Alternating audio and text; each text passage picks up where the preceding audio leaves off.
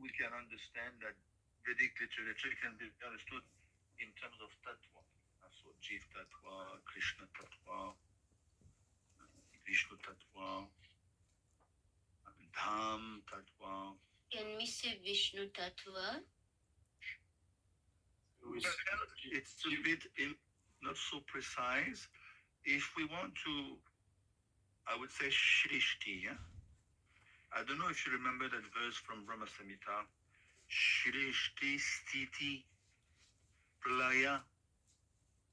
Trying to remember that verse. Shrishti Stiti Pralaya. Already three things are there. Shrishti means creation. Stiti, remember we discussed 2.10.1, 10 topics. Stanam, this is one of the 10 topics. So in Brahma Samhita, Shrishti Stiti Pralaya Sadhana Shakti Reka. So here you have it, Shrishti Tattva here. We are dealing with creation, and creation can be divided into what are the two divisions of creation? Varga, Visarga. Wonderful, excellent. Excellent. So Shrishti Tattva can be divided into further Tattva. Sarga Tattva, Visarga Tattva. See, Tattva it means what? Science, or even, I would say, subject, truth, sometimes Atma Tattva, the science of the soul, Atma Gyan, Atma Tattva. So science, yes, you can say also truth, subject, divisions. So Bhagavad Tattva Vigyanam, oftentimes you will see Eshvarya Gyan, Eshvarya Tattva. So Tattva definitely is a beautiful way to proceed topic-wise. You go vertically. You study in terms of thematic approach. Then in Sanskrit it's called Tattva, wise. But of course, you guys are kind of new to the Bhagavatam, so you need first to study horizontally. That is, at least you should be knowing the narrative. It's pretty much your first encounter with Bhagavatam. So it goes without saying that at first we should have a good grasp of the narrative, who's speaking to who, the conversations, and then as you may go through do another voyage, another adventure in the future, then you can afford to go deeper in terms of tattva. So yes, Shrishti Tattva now we're dealing. And I know it's a bit difficult, but try to understand. Let's do it together. That recap we've been discussing since basically the creation. Can you see my screen, by the way? Yes, Prabhu. Creation procedure from 17 up to 30. Let's try to. You can perhaps tell me first. I will complete. Try to remember this creation procedure. It's under your eyes. If you have the book of Gauranga Darshan, it will help you greatly. What are we talking about here in terms of forms of the Lord? Even it starts from 2.10.10. We are discussing about Sarga, but to be more precise, which aspect of Sarga, which form of the Lord are we discussing here? Virat Rup, excellent. Virat Purush, Virat Rup. So see, you can see, up, it's like zooming in. You have, what you call it, a camera. You can zoom in. So now we were into, okay, Shrishti Tattva, yes, understand, thank you. Then Sarga, yes, okay. And now Virat Rup Tattva, you could say. So you can see, we are breaking it down. So this is how you should proceed with And up, as you are telling me, Virat Troop, when it comes to Gita, which chapter rings in as a bell, rings a bell in you? Which chapter of the Gita? Number 12, no? Oh, no, 12, 11. 11. Very good. And the whole 11th chapter deals with Virat Troop. So you can see, Gita is a much smaller book, yes, but all the tattvas are there. So, as I said, once you have a good grasp of what to speak Gita and Bhagavatam, Yasmin Vigate Savamevam Vigatam Bhavanti. If you know Krishna, you know everything in the whole creation. This is what is a better book than Srimad Bhagwatam to know Krishna? King Vaparaya. Is there any other book? So let's break it down again to refresh our memory. Why, why, what do you think Shukadev is putting that into the perspective here? Why again the Virat Troop? This is the third time, by the way, Virat Troop is put forward according to Vishwanath Chakravarti Thakur. Again, we will discuss Virat at least twice more in the third canto. So why do you think Virat is so much stressed?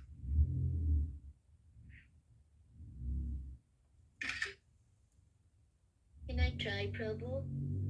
Yeah. So, for what I understood is the jiva needs adibautic, the adibautic purusha in order to really, uh, really act and enjoy. So, unless and until the purusha has all the sense object, and ultimately the jiva can have it and can act through that. Yes. This is very good. At least she remembers something. So even before we start the breakdown, I would say, to me, it seems that Shukadev is putting that forward again, just to remind us that nothing can happen before it happens first on the level of Godhead. You follow? Uh, Nothing. You cannot even. I'm lifting my little finger here. Do you think it can be done independently of God? No, nothing. Not even, like we say commonly in English, not a blade of grass can move without the sanction of God. Your eyelids, everything is under. So, of course, you may say, well, Krishna is playing in Golok. Golok Nivasati Akilat Mabut. Yes. So, Shukadev, remember we are discussing about the display of the energies of the Lord. Parasya Shakti Vivideva Shriyate Svabhaviki Jnanabala Kriyacha. Everything is taking place via the medium of the interplay of the energies of Krishna. Parasya, unlimited energies. Bahiranga, Antaranga, Tatashta. And within each one of those, there's, Prabhupada said, millions of sub energies. On the Antaranga, millions of sub energies. On the Bahiranga, millions of sub energies. On the Tatashta, millions. So, and of course, we know Krishna is hands-off management. Krishna doesn't even do anything. Krishna is Rasaraj. He's Akilatma. There's a verse. Akilatma Rasamrit Murti. This is the name of Krishna. Is totally engaged. Akil Rasamrit Murti is the embodiment of Rasaraj. All the rashas exist in him. So he is just reveling in pastimes of love. So he's not even hands-on management. He has delegated to the three Purushas, the Vishnu Purush, and we have discussed so many times how one comes from the other. And now we are into the nitty-gritty of things dealing with creation procedure.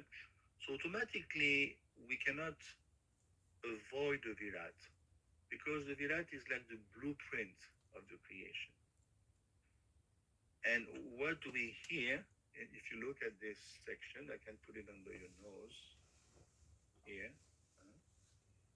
So we discussed, but we can recap. First, because the Virat desire to eat, let's say, or to speak. We've got so many functions in us, dealing with knowledge acquiring senses, action, organs. So first we discussed with the sound aspect. The Virat wants to hear. Why do we want to hear? We want to hear to understand, because the way to understand things is through Shabda Brahman, the Vedic sound, which is Apurushaya, beyond human knowledge. It's descending Avaroha Panta, Adokshaja. Vedic knowledge is Adokshaja. It's beyond the eyes, it's beyond the senses. Who can come up with such an understanding? Is it bursting forth from a human brain? No. Even Einstein cannot come up with such a breakdown. No. Just like we are discussing now in the Srimad Bhagwatam. Even Einstein is groping in the dark. So we might as well listen in toto, and this is what happened here in 2:10:22. Virat wanted to understand himself, even Vishnu, even Krishna. You have seen in the Gita 13:5, Krishna explained to Arjuna in 13:5 about Vedanta Sutra. Remember? He explains about knowledge of the field in the 13th chapter, Kshetragya, Kshetra, the knower of the field is the Kshetra, the body. Then he goes 13:3, Savakshetreshu Bharat, I know all the fields. And then he goes 13:5, he goes, by the way, Arjun, if you want to know more about it, I would advise you to consult Vedanta Sutra. So, even Krishna is quoting Vedas. You follow? Krishna is God himself. He could say, listen, Dhanam to Sakshak Bhagavat Panitan, I'm telling you, so you listen to me, finish. But even Krishna is quoting Shastra. Can you imagine? 13:5. If you look it up. Brahma Sutra Padescheva etumadbir vinishchite. Vinishchite means to ascertain. When Krishna makes a point, to ascertain his point, he quotes Shastra. What to speak of us? Even Krishna quotes Shastra. And we know the Shastra that he quotes are emanating from his own breathing. So basically, there's only Krishna. Let's put it this way. There's only Krishna. Nothing but Krishna. Krishna's two Bhagavans. Whatever you see is an interplay of his energies. And Shakti Matayo Abhidha. There's no Abhidha means none different between Shakti and Shakti Matan. Shaktimam. Shaktimam means the possessor of the energies. Shaktimam and Shakti. So There's no difference between Shaktis and Shaktiman. Hence, we can conclude there's only Krishna. Finish. Whatever you see is either an expansion of Krishna or an energy of Krishna. Is there anything else than these two categories? Please tell me. Can you think of something which doesn't fall into these two categories? Expansion of Krishna or energy of Krishna? No. You know, you can approach a scientist and tell him that, and he will be baffled. If he's a theist, if he's an atheist, he will get rid of you. So you can see, if you want to boil it down to what it is, there's only Krishna. Full stop. Whatever we're discussing, Vishnu, we discuss Lila Avatar in the third chapter, first canto. It's all coming from Krishna. Srimati Radharani, she's Mula Prakriti, she's Mahabhav Swarupini. So she's the embodiment of Ladini Shakti. Samvit, Sandini, they are under respectively the purview of Lord Balaram, Lord Krishna. So there's only Krishna. This is amazing. And we discussed the first Chatushloki to 933. What is it? To 933. Aham Sarasya Prabhava. No, this is Gita, sorry. A little tired. How does it start to 933? This is the first Chatushloki. Just in the first word. Aham eva samivagre nanyatya sadasat param tadat padas paschadaham yaditascha yuva shishita susmyaham. So we hear from Shukdev, from Krishna actually, is telling Brahma, there is, before the creation, there was only me. So now we are within the creation, it's Prokot manifested, it's Vyakta. So many things are happening. And that's just like bubbles, you know. You see the waves splashing on the ocean. It's bubbles. It doesn't last long. Have you seen the length of the duration of the creation? It's called Maha Vikalpa. It's one nimesh. One nimesh means about 3/8 of a second on the level of Mahavishnu. We'll discuss in the third canto. So we make a big deal of the creation. It's one nimesh. 3/8 of a second. And within that, you find billions of Brahma expanding, and then Nirodha. Nirodha means retracting, winding up and down. This is one nimesh. And who is behind that? Mahavishnu. And Mahavishnu is expansion of Mahasankarshan. Mahasankarshan is expansion of Narayan. Lord Narayan is expansion of Adi Adi Shatu, Mul Shatu Vyuha. So coming this Sankarshan is coming from Balaram, and then Balaram is coming from Krishna. So when you boil it down, it's only Krishna. Finish.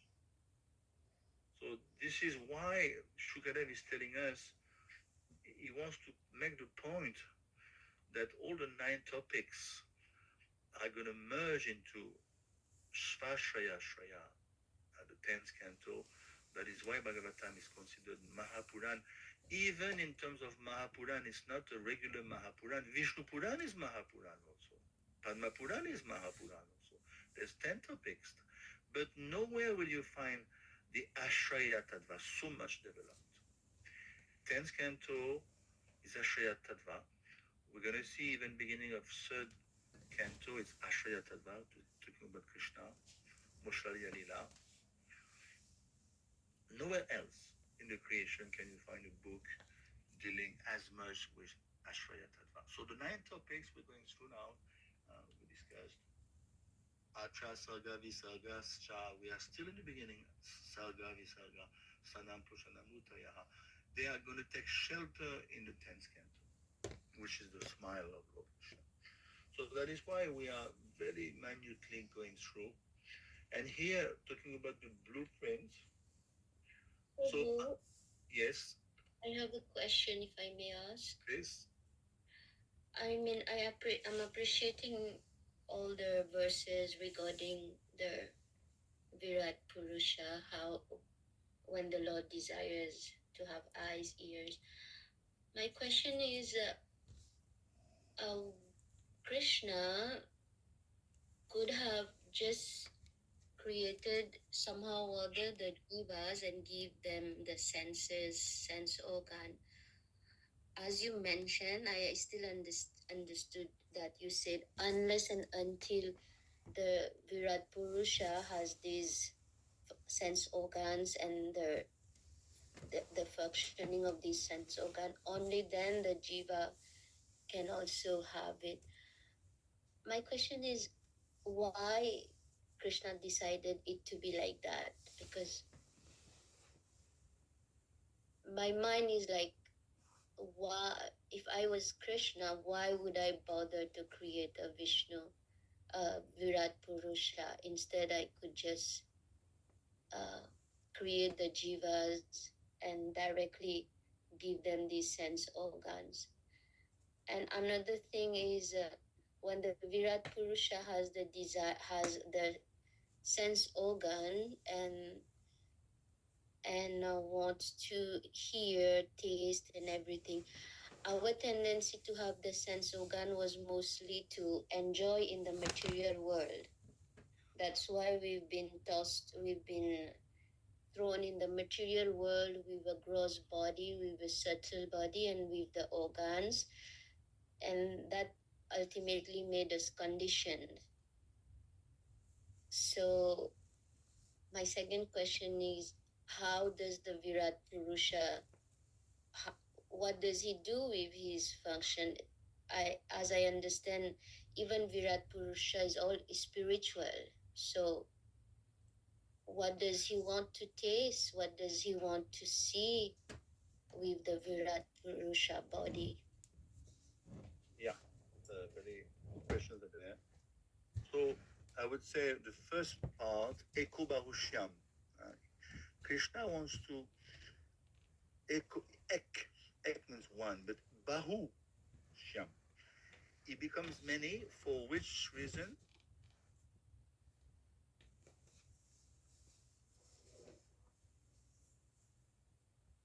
Why the father wants to have children?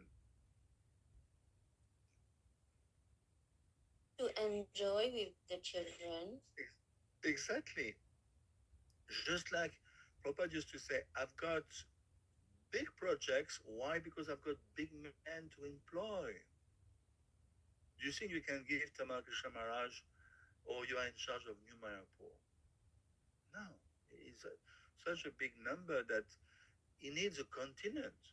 Because, so in the same way, Krishna is, even though he's the supreme, he wants to share his love, he wants to share his creation, he wants to interact.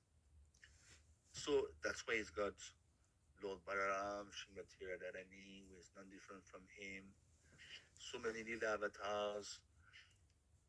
Remember in the Sri Upanishad number 5, the last sentence of the purport, it's mentioned whatever any tiny little jiv experiences on a very minute level, whatever you experience, you, me, everyone, on a very minute level, it's appreciated, it's enjoyed, it's felt by the Supreme in an infinite level. So, in other words, Krishna wants to expand his love, expand his joy, expand his sharing. He wants to expand, and for that matter, he delegates to so many expansions of himself, an expansion of expansion, and then vibhuti, like demigods, Prajapati. He loves to engage people in his service out of love, so they can be they can be engaged and they can feel his love.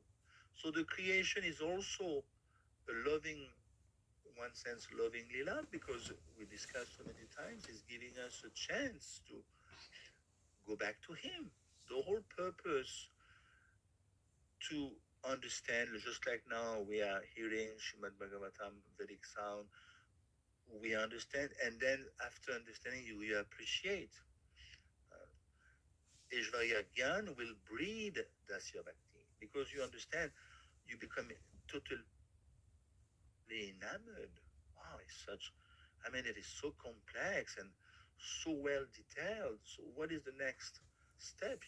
You're totally flabbergasted and even enamored, and I want to know this person. I want to go further in my study.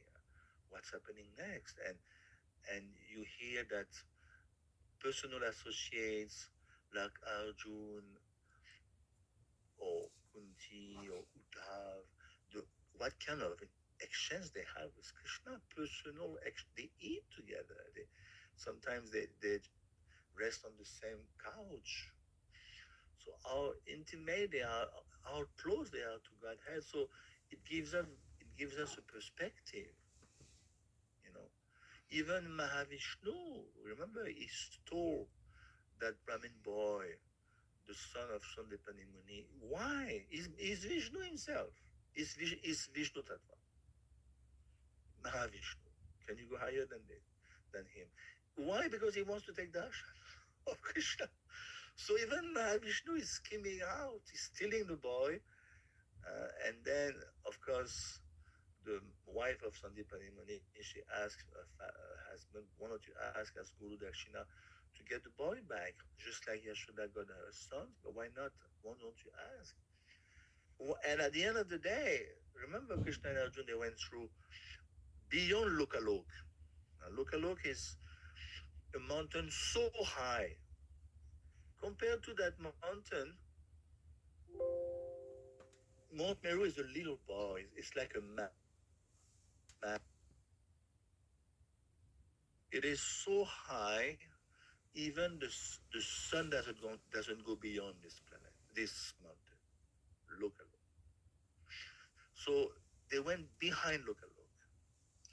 Behind local, this is the portion of the universe which is inhabited. It's pitch dark. Even the horses of Krishna were afraid. Krishna had to light up the path with his Sudarshan Chakra. And they reached Mahavishnu Lok. Can you imagine? Mahavishnu Lok. And they are seated and well received. And at the end of the day, Mahavishnu himself, yes, by the way, I stole that boy because I wanted to have darshan of you and Arjun. So, you know, even Mahavishnu. So everyone is reveling in pastimes of love towards Krishna, even Vishnu Tattva expansions. So you understand? This is Ekubahusham. He has made himself many for the sake of enjoyment, and he wants to bring us back. So now, for some of you and even me, I have to admit I like these topics because it deepens my appreciation for Krishna, and definitely I want to go deeper. And also, Kanai Krishna Prabhu explained also very nicely that we should not separate that from Krishna in Golok Vrindavan. You follow? Let's say you fall into the trap of delving deeper into Shrishti Tattva, and then to the extent that you forget Krishna, Vrindavan, Mayapur, Navadvip, then there's a problem. Because now you're becoming a Gyani. So we should know. That is why many devotees, you told me yourself, no one knew about this. Even you ask your guru, Maharaj, can you explain to me Ajatmik Purush, a devotee? Some may know and explain, some may not know. Even their gurus. Because it went beyond their head, beyond their head. You follow? So It doesn't mean that you cannot become a pure devotee, but, but that for some of us, it is there so we can appreciate, deepen, and then go further. And at the end of the day, this is 10th canto. Prabhupada explained, by the time you get to the 10th canto, you should be a pure devotee. If you study Bhagavatam deeply, by the end you should be a pure devotee once you reach the 10th canto. So, does it help, Rinishta, the first part? The first part of the question? Yes, Prabhu. And now the second part, why is all these complexities and this nitty-gritty? That's what it is. The second, remind me the second question. There were two questions. Can you remind me the second? Yeah, so the second question is the jiva acquires this sense organ. Oh yeah, oh yeah, yeah, yeah. What is the Vida doing with all these things? Yeah, Yeah. yeah. Thank you. Yeah. So see, we will discuss in the third canto, seventh chapter.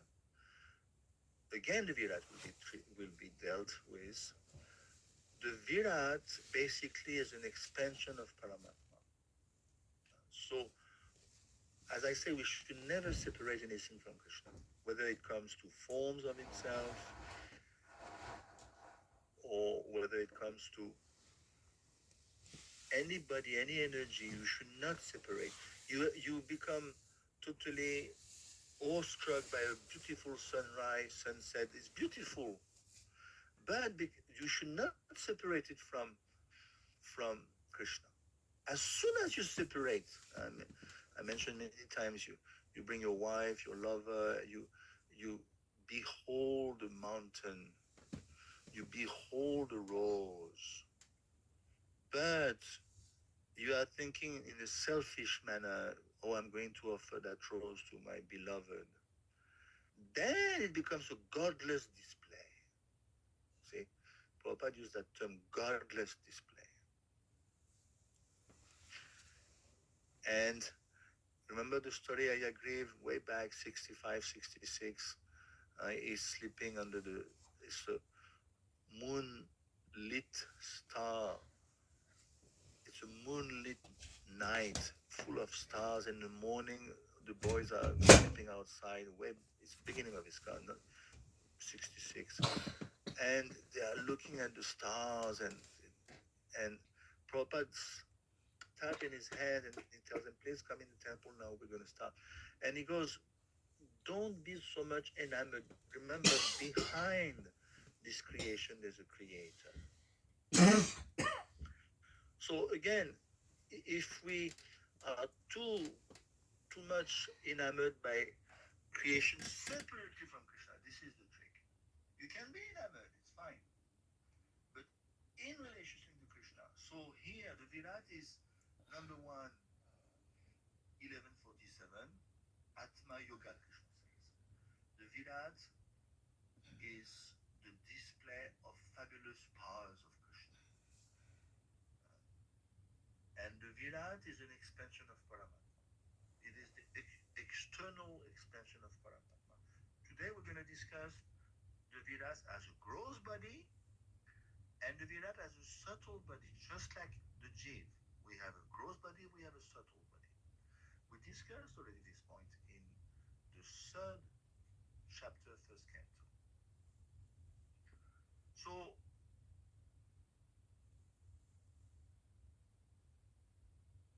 it is God. It is God. The Virat is God. Why? Because it is the external feature of Paramatma. Paramatma is God, is Vishnu. So external feature. We don't worship the Virat, but doesn't mean we should despise it. It is there. And that's the procedure that Krishna has put into place. Just like you could say, why do I have to surrender to Guru? Why not Krishna directly? You could say why, but that's the procedure. Tadvini Pranipatena Paripashtena Sevaya. And here we're talking about the procedure. You join a company, they're going to tell you there's a procedure in this company. First, you're going to go through an internship. Even before you start your job, they're going to tell you, well, first, I want you to, for 1 month, it's an internship of this company. It's a big group. You're going to learn the procedure, how we function in this group.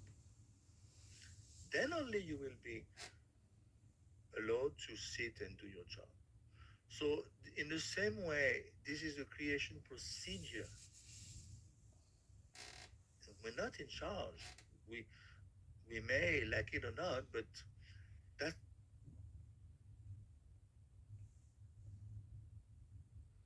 that is Krishna's will. He wanted like this. So the Virat first desire, then, like you said, we are Adhyatmic Purush, we are Jivas, yes, but we wanted to enjoy separately from Krishna, Purush Abhiman. We can be embodied or unembodied. So if we're not embodied, we are not into a body, we cannot make out about the creation. You cannot distinguish anything if you're not embodied. You cannot understand the demigods, because demigods you will be able to understand once you have some sense, gross sense organs. Then only you can understand. Yes, my sense organs are manipulated by demigods. So you need two things to understand. You need to have a body, a gross and subtle body. If you're a pure devotee, then you don't need anything. Just like Narad. Do you think Narad Muni has a gross body? Do you think Narad Muni has a subtle body? No. Narad Muni has a spiritual body. Full stop. One time in the Ramayana, Ravan shot an arrow to Narad, and Narad didn't even gesture a movement to protect himself. You know, if I shoot you an arrow, you go like this. Narad not even. And then Ravan could see the arrow transpersed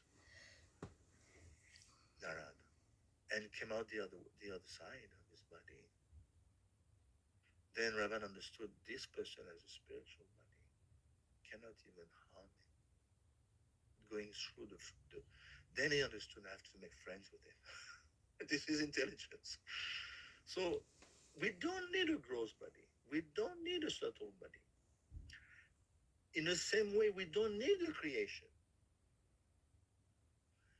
So why the Virat is there? Because to facilitate us to function in the creation. But to be plain and simple, we don't need the creation of the natural world at all. But unfortunately, even if all of us, we get liberated by Krishna's grace, do you think that that's going to close down the material creation? No. There'll be always wayward living entities misusing their free will and ending up in the material creation. Mahaprabhu explained to Vasudev Datta, I remove one mustard seed from the bag. Do you think there's no other mustard seeds? There's billions of mustard seeds, billions of universes, billions of Brahma, billions of Virat. There's one Virat per universe. So it's a big display, very big display. That's the procedure. You follow, Alinishta? And we cannot question, it's just like you don't question Krishna. Yeah, for me, I understand. I'm not really questioning, and I know that's because of Krishna's will. Ultimately, he's Swarat, he's independent. But sometimes, behind certain of his behind certain pastimes of his, there is a reason, there is a mystery, or there is a, how we call it, rahasya. So I was like, is there anything like that? It's a mystery. The creation is a mystery. The way, even the, it's a mystery in and of itself. How we are thrown in the glance of Mahavishnu with our svabhav, with the time factor. That's a mystery, the mystery of creation. The mystery we discussed. How come we are pure spirit soul, Asango Yayam Purusha? We have nothing to do with matter. This is a question of Maharaj Parikshit. Remember in the 8th chapter, second canto, why? It doesn't make sense. Why are we into, we are eternally spirit souls. We agile, unborn. How, how come we ended up in this creation? That doesn't make sense. And remember the answer? 291, you can look it up now. 291, it doesn't make sense. It doesn't make sense. Atma Mayam Rite Rajan. Look it up, 291. It's a beautiful answer of Shubhav. It's only possible unless one is influenced by Atma Mayam, the energy of the Supreme. There's no meaning. It doesn't make sense. There is no meaning to the relationship of the pure soul in pure consciousness with the natural body. It's it doesn't make sense. Just like I'm telling you, you go in an asylum. The other day I brought my boy to a. It was like a mad. He was frightened. I had to deliver Srimad Bhagwatam to the daughter of one devotee, and she's autist, and all the people in the in that house are mad to different degree. Aritushan was afraid, and I told him this is an asylum. People are weird face. They are really